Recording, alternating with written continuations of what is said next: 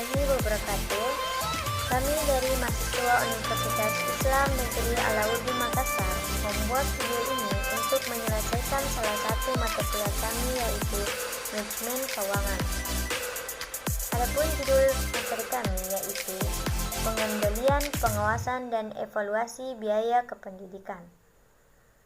Baiklah, terlebih dahulu kami memperkenalkan diri masing-masing, dimulai dari saya sendiri, Isari Ratia Samsu, NIM 20300119043. Perkenalkan, nama saya Nurwana, NIM 20300119019. Perkenalkan, nama saya Yusuf Musakir, NIM 20311199038. Saya Junadi Baktiar, NIM 203001900.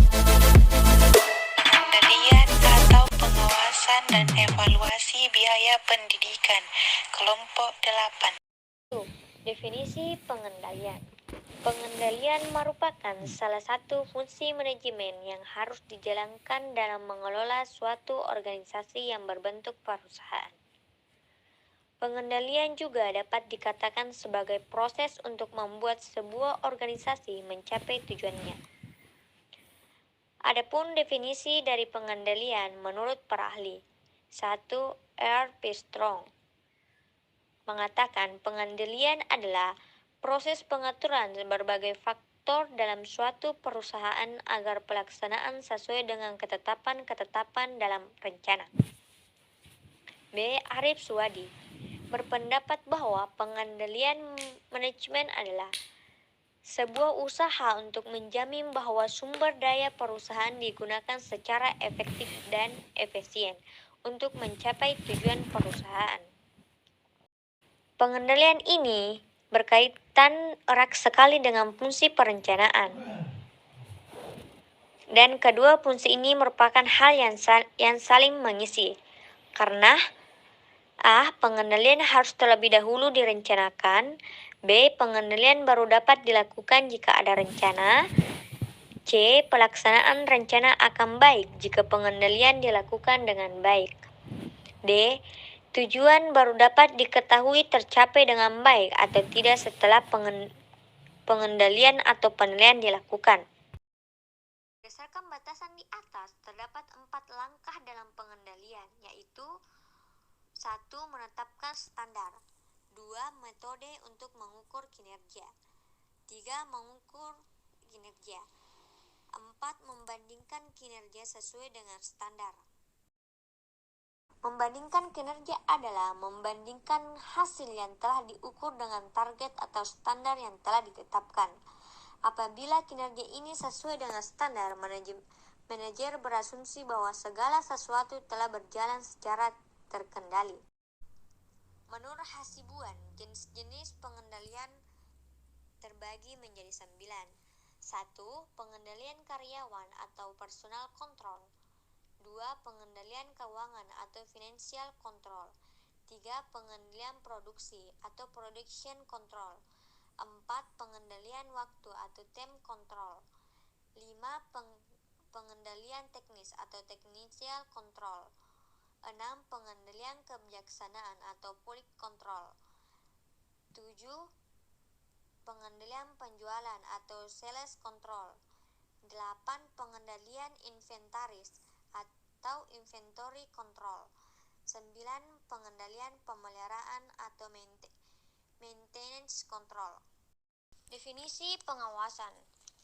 Pengawasan adalah proses dalam menetapkan ukuran kinerja dan pengambilan tindakan yang dapat mendukung pencapaian hasil yang diharapkan sesuai dengan kinerja yang telah ditetapkan tersebut. Pengawasan dilaksanakan untuk mengawasi dan memastikan bahwa hasil yang dicapai adalah sesuai dengan hasil yang diharapkan dan sesuai dengan rencana. Pada dasarnya, ada beberapa jenis pengawasan yang dapat dilakukan, yaitu 1. Pengawasan intern dan ekstern. Pengawasan preventif dan represif. Pengawasan aktif dan pasif. Formil. Menurut pihak yang melakukan pengendalian dalam keuangan pendidikan.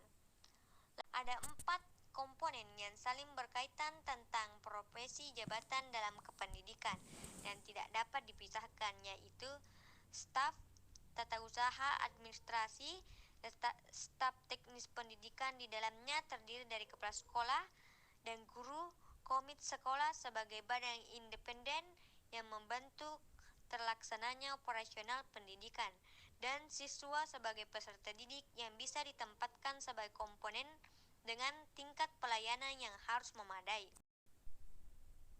Baik, selanjutnya yaitu pihak yang melakukan pengendalian dalam keuangan pendidikan.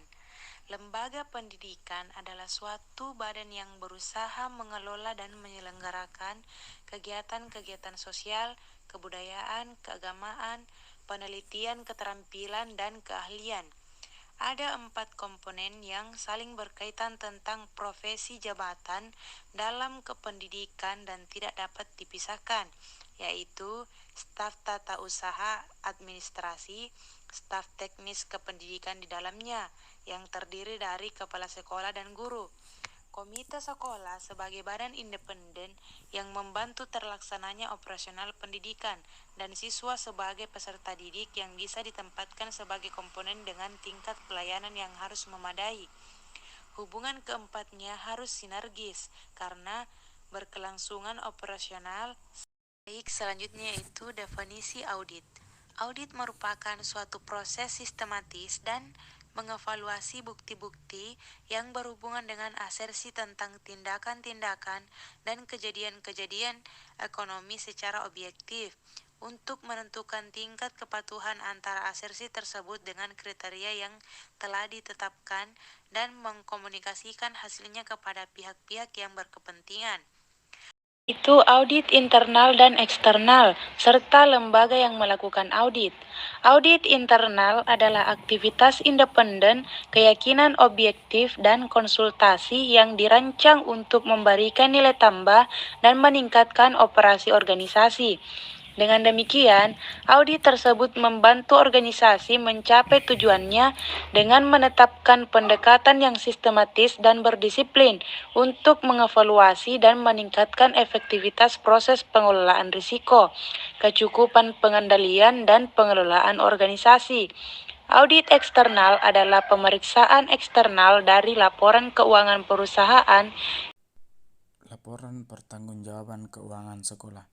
Penerima dan pengeluaran keuangan sekolah harus diperoleh dan dipertanggungjawabkan secara rutin oleh manajer sekolah sesuai dengan peraturan yang berlaku. Pelaporan dan pertanggungjawaban anggaran yang berasal dari orang tua peserta didik dan masyarakat dilakukan secara rinci dan transparan sesuai dengan sumber dana. Pelaporan dan pertanggungjawaban anggaran yang berasal dari usaha mandiri sekolah dilakukan lainnya.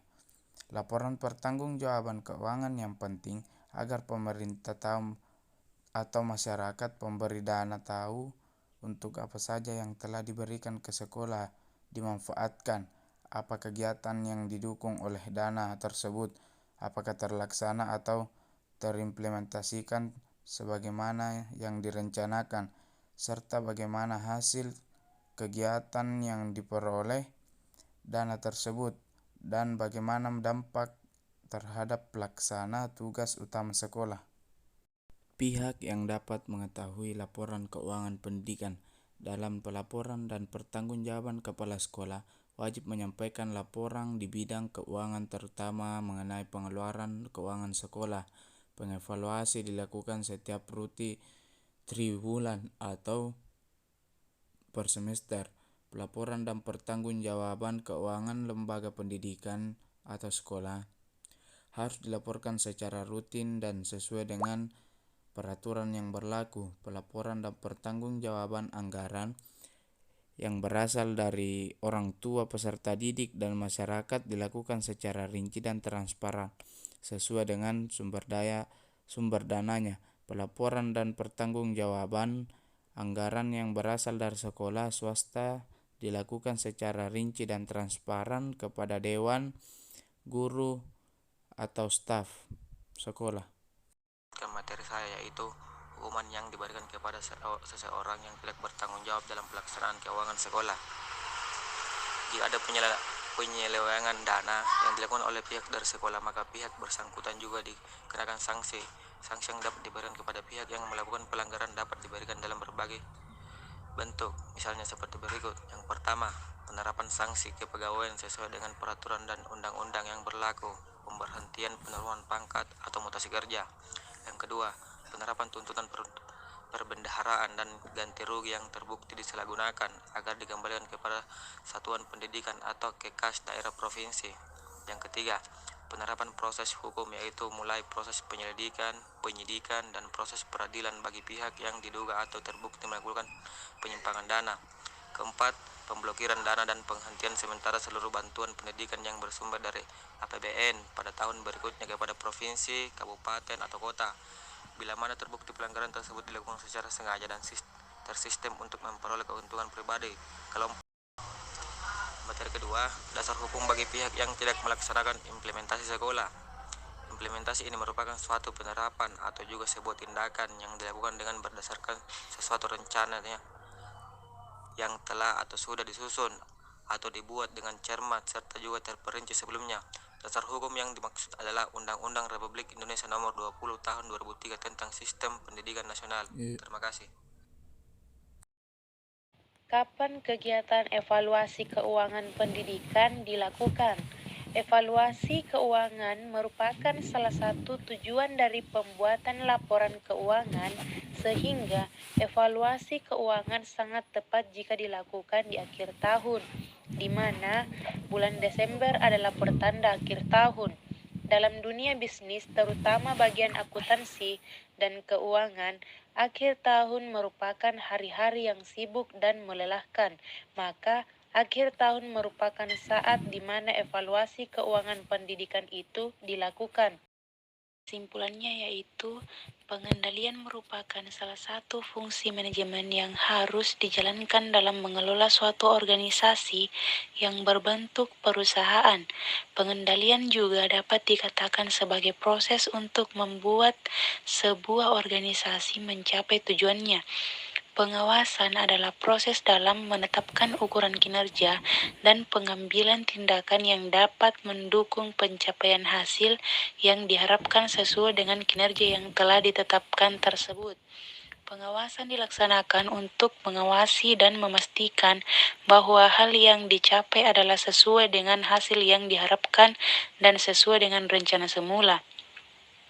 Implementasi ini merupakan suatu penerapan atau juga sebuah tindakan yang dilakukan dengan berdasarkan rencana yang telah atau sudah disusun atau dibuat dengan cermat serta juga terperinci sebelumnya. Keuangan merupakan salah satu tujuan dari pembuatan laporan keuangan, sehingga